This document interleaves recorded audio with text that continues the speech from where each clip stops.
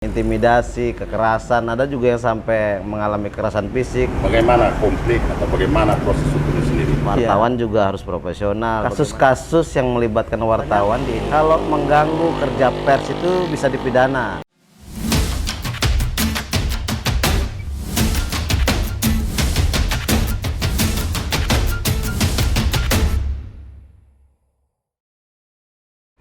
Assalamualaikum warahmatullahi wabarakatuh. Jumpa lagi dengan saya, Bung Rizwan Berkibar, dalam acara Time to Detail. Acara ini mengulas seputar informasi, isu politik yang berkaitan dengan tengah berkembang di masyarakat. Malam ini saya ditemani oleh senior saya. Beliau adalah salah satu pengurus PWI Provinsi, bidang pembelaan wartawan. Selamat malam. Malam, Bang Iradi. Bang Rizwansa. Alhamdulillah bisa nyampe di Ya, Pulang Bawang. Alhamdulillah nyampe. Jadi ini bincang-bincang sedikit seputar pembelaan wartawan yang sudah 5 tahun di Ya. bidangnya ya, November nanti habis, November. di bidang wartawan ya. Ya. Kemudian di sini apa sih suka dukanya, mungkin ada persoalan yang dibidangi untuk pembelaan wartawan sendiri selama kurun waktu 5 tahun ini. Ya, kalau dari data 5 tahun terakhir itu banyak yang udah kita edukasi, litigasi, maupun advokasi terkait pembelaan wartawan. Jadi pembelaan wartawan itu ketika banyak atau ada kawan-kawan rekan wartawan yang di lapangan menghadapi persoalan-persoalan, terutama persoalan hukum. Karena minimal ketika wartawan di lapangan mendapat hambatan sesuai profesinya, mulai dari dihalang-halangi, intimidasi, kekerasan, ada juga yang sampai mengalami kekerasan fisik, termasuk kekerasan verbal. Itu kita yang dampingi. Dan alhamdulillah 5 tahun terakhir ini memang banyak. Lampung itu punya catatan sendiri kalau kekerasan yang mengganggu kebebasan pers di Lampung, terutama anggota PWI itu banyak terjadi. Akan tetapi memang ada satu target yang nggak pernah nyampe. Misalnya gini, ada kasus-kasus yang melibatkan wartawan diedukasi, baik litigasi maupun advokasi, itu tidak sampai ke meja hijau. Ya. Rata-rata tuh banyak selesai di tengah jalan. Jadi kita belum dapat jurisprudensi kalau perkara yang menghalang-halangi kekerasan, intimidasi terhadap wartawan itu ada jurisprudensi. Ini ada kasusnya loh. Jadi biar contoh bahwasanya kalau mengganggu kerja pers itu bisa dipidana. Kalau menghalang-halangi itu bisa ada sanksi pidananya di Undang-Undang Pers. Suka dukanya ya kita sama saja dengan wartawan yang di bawah. Ketika mereka kita backup, dia dapat tekanan, kita juga dapat tekanan-tekanan untuk mencoba-coba menghalangi. Kita justru mengadvokasi teman-teman tuh banyak. Itu terjadi. Jadi dalam 5 tahun terakhir ini berapa kasus yang Kalau kita data coba realnya rata-rata itu kalau 9 sampai 10 setahun tuh ada. Jadi Setiap kalau tahun ya? iya setiap tahun. Tapi itu yang khusus PWI ya. Iya. Di luar yang secara umum, kalau secara umum banyak. Makanya beberapa kali kita didatangi Dewan Pers supaya menjadi tolak ukur kuesioner interview mengisi tentang kemerdekaan pers. Karena memang di daerah kita itu rentan. Mulai dari pemicunya ada dari memang berita yang digali itu menyangkut kasus-kasus yang mengganggu, misalnya korupsi dan lain-lain itu. Kemudian ada persoalan tambahannya itu wartawan yang memang tidak profesional. Jadi memang mungkin cara-cara yang dilakukan juga tidak sesuai kode etik, justru melanggar, sehingga yang dipicu adalah emosi pribadi antara orang atau antar kelompok terhadap kerja-kerja pers gitu. Pemahaman masyarakat terhadap pers juga yang masih rendah, dan itu yang diedukasi oleh organisasi PWI, termasuk kita lah sama teman-teman wartawan. Jadi tingkat kesulitan kita sendiri seperti apa untuk memfasilitasi atau penekanan terhadap upaya bagaimana konflik atau bagaimana proses hukumnya sendiri? Ya, kalau tingkat kesulitannya relatif lah ya. Kalau dia bicara karena ini menyangkut ranah hukum, berarti kita lapornya ke penegak hukum.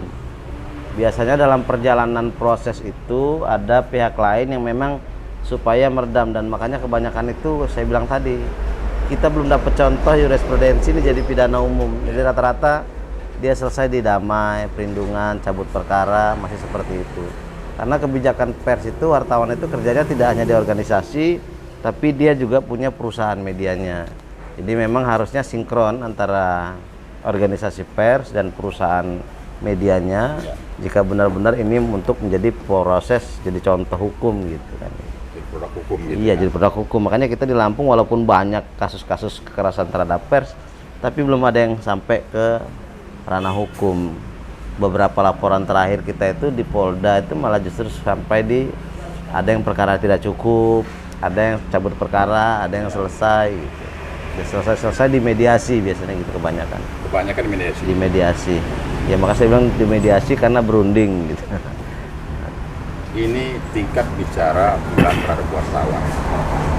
Kalau dari sisi abang sendiri selaku pembela wartawan, ini salah satu faktor pemicu terjadi kekerasan wartawan, kemudian intervensi dan lain-lain. Ini letak lebih didominasi ketidakpahaman oleh narasumber atau memang ada pemahaman lain terhadap dari narasumber Ya. sendiri.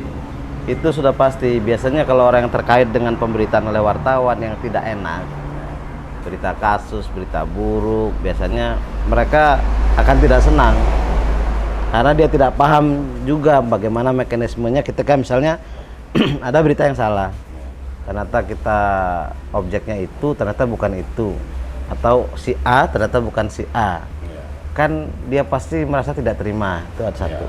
Ada kedua, memang mungkin orang yang memang merasa terganggu ketika itu dimuncul beritakan. Misalnya, ya ada bisnis ilegal. Selama ini aman-aman aja, ditulis wartawan pasti merasa terganggu. Ya. Ada orang perkara korupsi yang orang nggak tahu dibuka ke publik, menjadi orang tahu, pasti dia nggak suka. Kalau yang paham-paham wadahnya, dia punya saluran.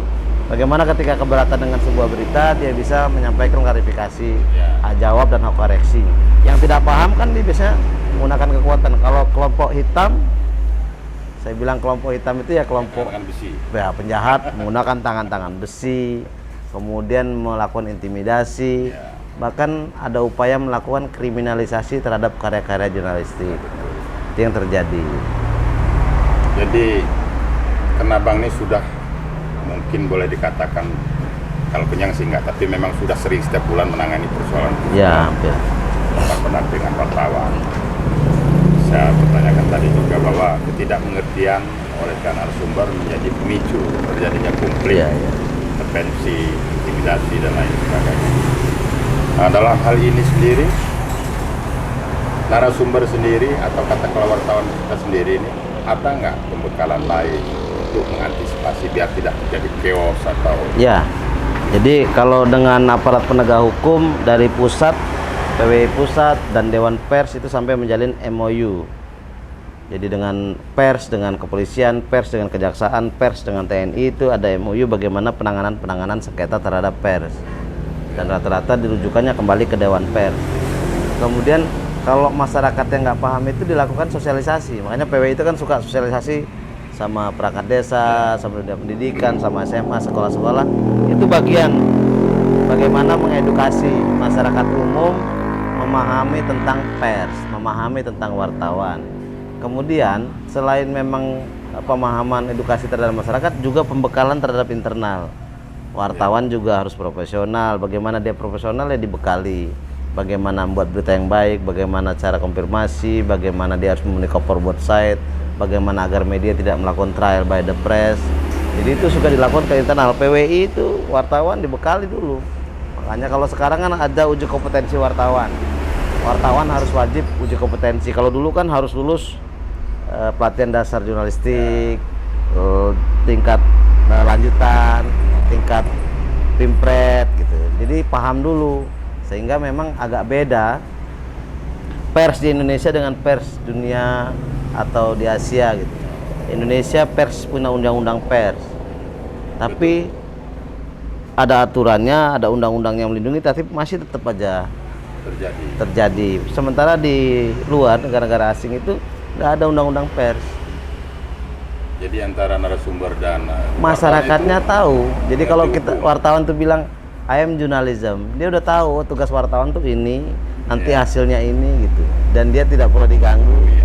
Tapi memang ditunjukkan dengan kualitas wartawannya yang betul-betul profesional. Pers itu kan harus dia punya tujuan, punya cara kerja, dan memang kepentingannya untuk kepentingan orang banyak dan kepentingan sosial. Jadi tujuan pers itu memang sebenarnya mulia, cuman kan memang tidak semua pelaku-pelaku pers yang paham itu. Ada oknum-oknum yang kepentingannya lain. Ya. Kita tidak perlu sebut siapa, tapi banyak yang kepentingannya lain, orientasi lain, bukan betul-betul melakukan bagaimana pers melakukan kontrol, melakukan perubahan dari yang buruk ke baik, meminimalisasi aksi-aksi kejahatan, kriminal, kan sebenarnya itu tugas edukasi pers juga. Kemudian kalau di negara-negara Bang, asing, yang dilanjutin dulu ini. Oke. Kayaknya kopinya dingin ini. kalau saya nggak mau ngopi, Kopi sekarang dulu agak. lah. Jauh dari Oke. mana Lampung ini. Ini kopinya luar biasa memang, kopi tulang bawang. Kopi ini asli Lampung. Emang di Lampung. Cuman ini laki bener Bang. Oh ya, jangan Karena dia nggak ada kawan ini. Iya, Kopi iya. aja ini. Kopi aja. Semestinya dia bisa goreng ini. nyindir. Oke lanjut Bang, gimana Bang? Ya, jadi kalau di negara Asia di luar itu orang lebih, karena SDM-nya lebih maju. Ya. Lebih maju, dia tidak perlu cukup diberitahu, tapi dia sudah tahu. Oh, ini pers, soal tugasnya ini, penegak hukum tugasnya ini. Jadi ketika mereka di lapangan, tunjukkan ID card, I am journalistic, I am journalism. Dia udah tahu ini wartawan. Jadi sudah tahu tugas fungsi wartawan. Tugas fungsi seperti apa. wartawan. Begitu juga ketika aparat penegak hukum di sana. Polis, demi hukum, udah tahu dia polisi, baru diangkat tangan gitu. Nah kita ini apakah karena salah mekanisme penerapannya atau sosialisasinya? Itu yang memang agak terbalik. Kalau di negara luar itu saya lihat kalau sosialisasi undang-undang itu sosialisasi dulu. Ayo warga, kita akan ada undang-undang ini. Ya. Ini draftnya tolong dibaca. Udah tahu semua baru diterapin. Sahkan. Jadi kebalikannya kita Bang. Kalau kita kebalikannya, diterapkan dulu. Baru undang-undang. Oh enggak, dibuat undang-undangnya dulu baru sosialisasi.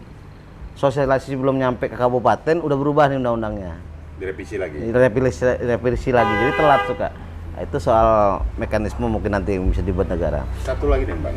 Sepertinya kemarin kan ada tarik ulur antara undang-undang ITE ya. Iya, ITE. Ya, jadi ini kan bisa upload berita, kemudian narasumber tidak terima, terus kemudian dilaporkan, kan terjadi sengketa nih. Iya. Nah, Jadi emang banyak contoh soal kasus yang dihubung-hubungkan dengan undang-undang ITE. Jadi nanti kan bisa dibedakan.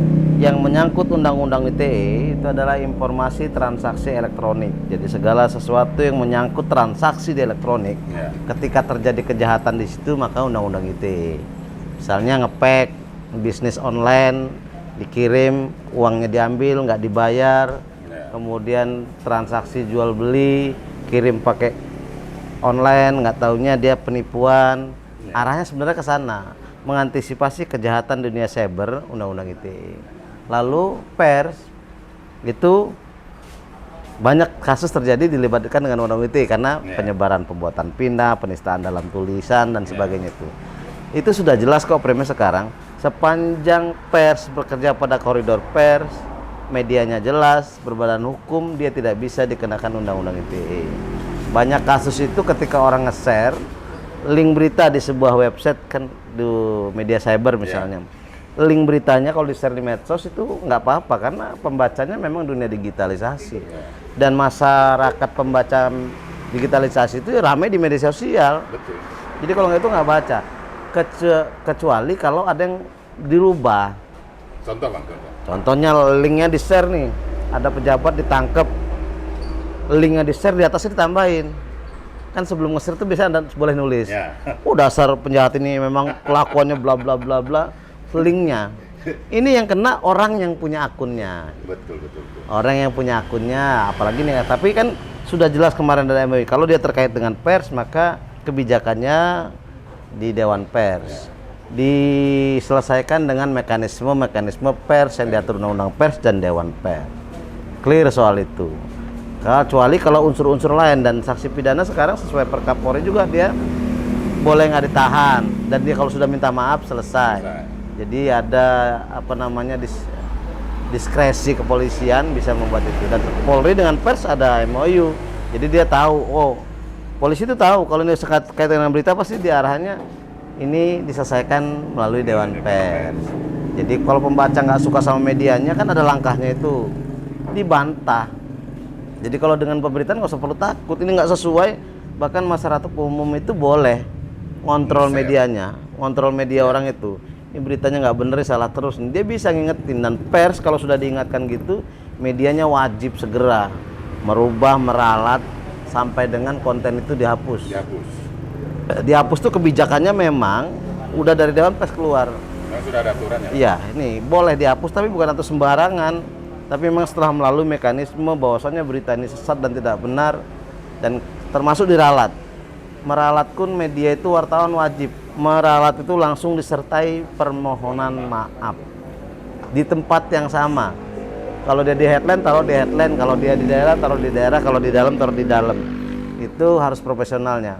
Makanya ditempatkan pada proporsional itu. Jadi minta maaf kita kalau salah. Pers harus cepet minta maaf. Kemudian memang pers sekarang walaupun dunia cyber, digitalisasi, wartawan itu masih kalah sama yang namanya media sosial. Kalah cepat apa? Kalah cepat, kalah data. Tapi kalau untuk bicara produknya sendiri, dia tetap dia medsos. Dia medsos. Makanya tugas pers ketika ini ramai di medsos, pers ini yang meluruskan. Ya. Bagaimana bisa meluruskan?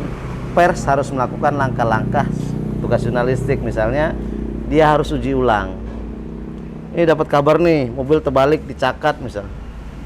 Ada fotonya, ada kabarnya. Wartawan tuh tidak bisa langsung serta-merta ngasih tahu itu. Dia cek ke sana bener nggak? Oh ternyata editan. Mobil tabrakan di mana, dipasang di situ. Kalau buru-buru kita langsung nyampaikan ke publik, kita yang justru salah dan kita juga menyesatkan. Hoak pada juga, ya? Bisa, kita yang kena hoax. Makanya tugas wartawan melakukan verifikasi lalu sampaikan ke masyarakat. Termasuk temuan kita, oh ternyata itu hoax. Cepat kita urusan kabar itu ternyata bohong. Setelah wartawan melakukan verifikasi, lokasi itu tidak ada. Hasil analisa gambar ternyata dia diedit, rekayasanya dari gambar tahun sekian ketemu sekian gitu. Wartawan yang meluruskan.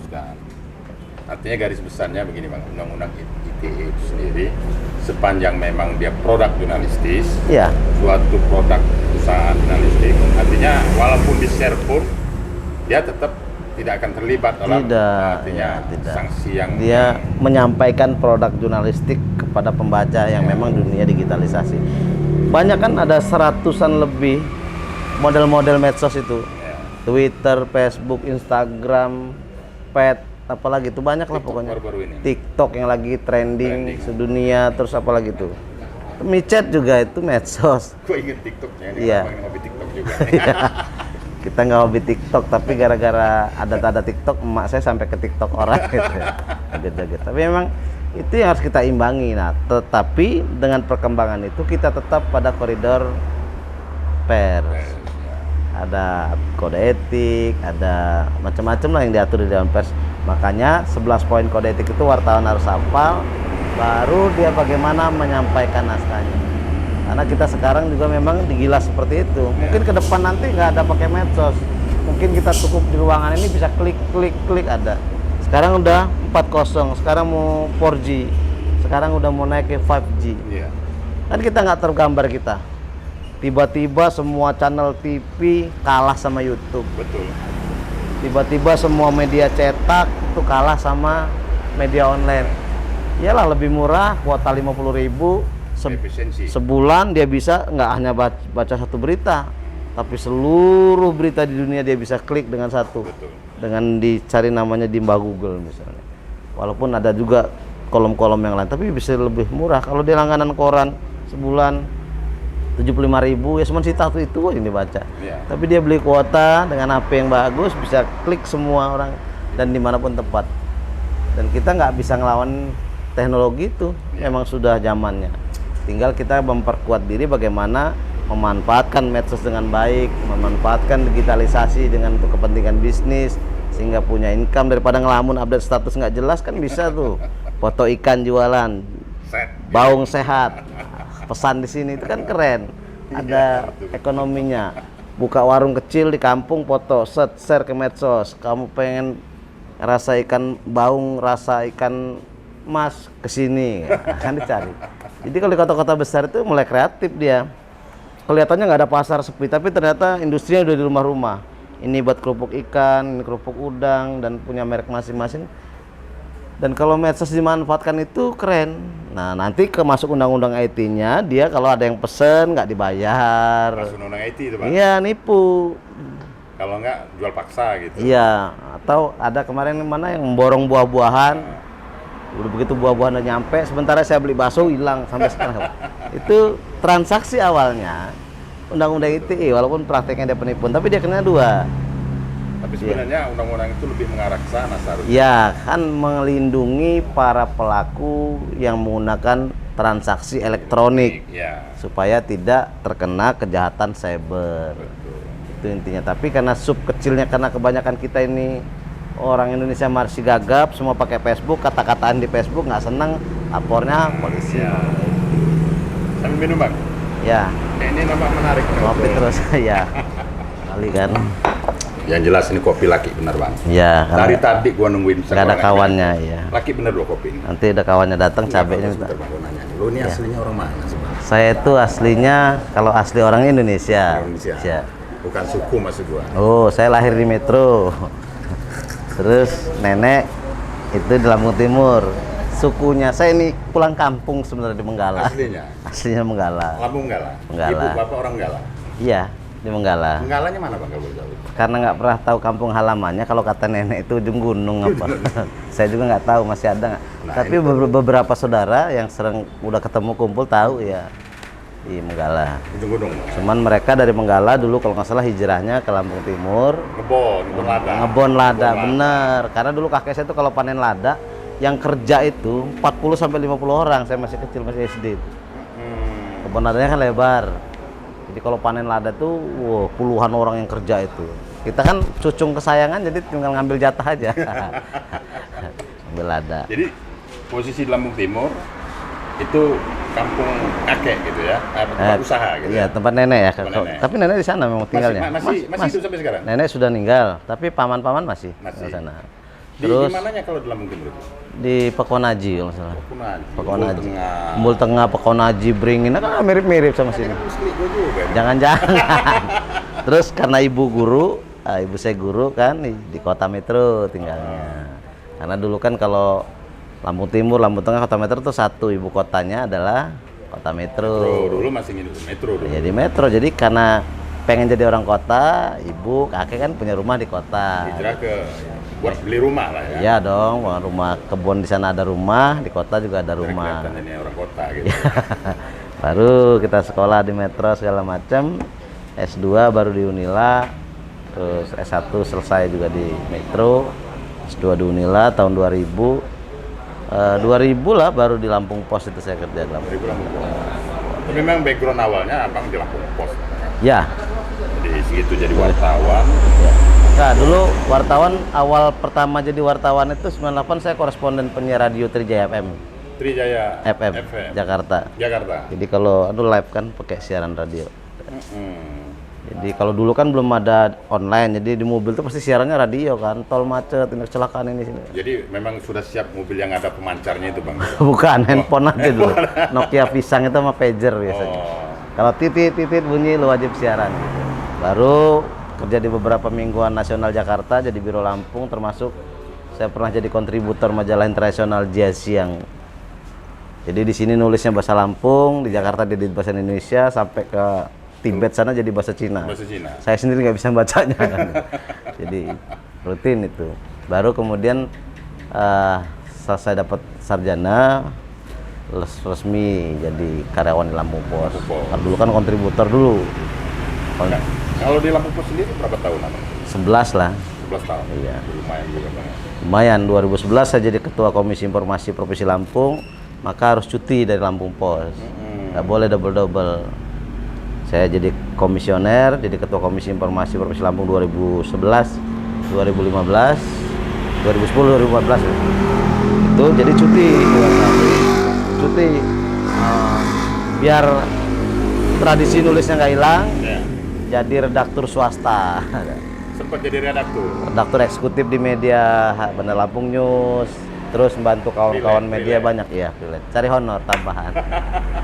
Kan kalau ngedit, kalau buat berita, kalau kuliah dulu nulis opini baru bisa bayar kuliah. Jadi buat opini. Buat opini. Dijual ke media-media. Dikirim ke media kan, kalau Lampos dulu, Kompas. Itu kan kalau kita opininya masuk dapat honor. Dulu honor satu tulisan 75.000, kalau sekarang udah 300-an kali.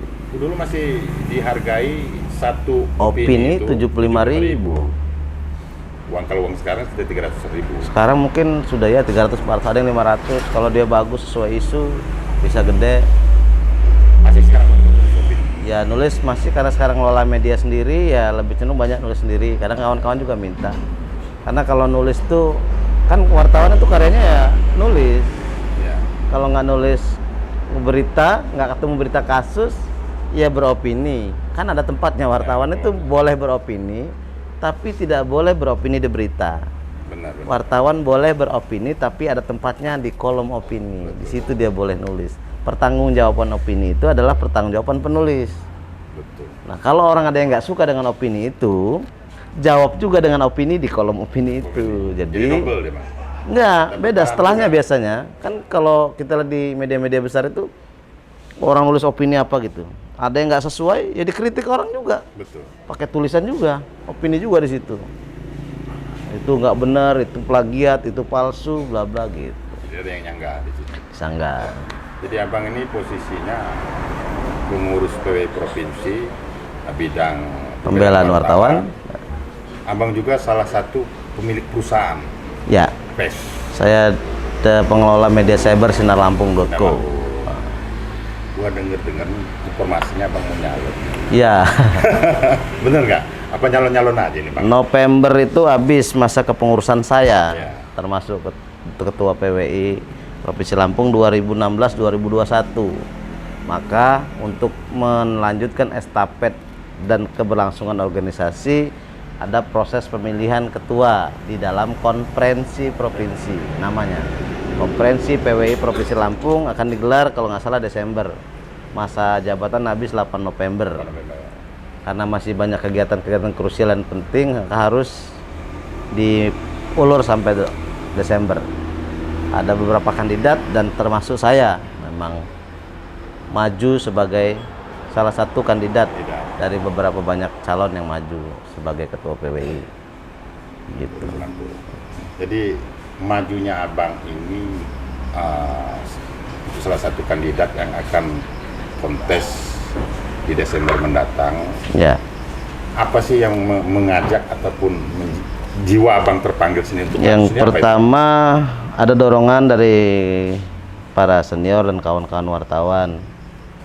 Abang maju dong, abang layak menjadi ketua. Kemudian kita lihat ya konstelasinya, ya kayak siap lah bisa maju untuk bagaimana, ya kita ikut maju dong. Saya kira lihat kemampuan latar belakang kayaknya bisa lah. Kalau lihat CV, tergantung nanti tinggal pilihan kan.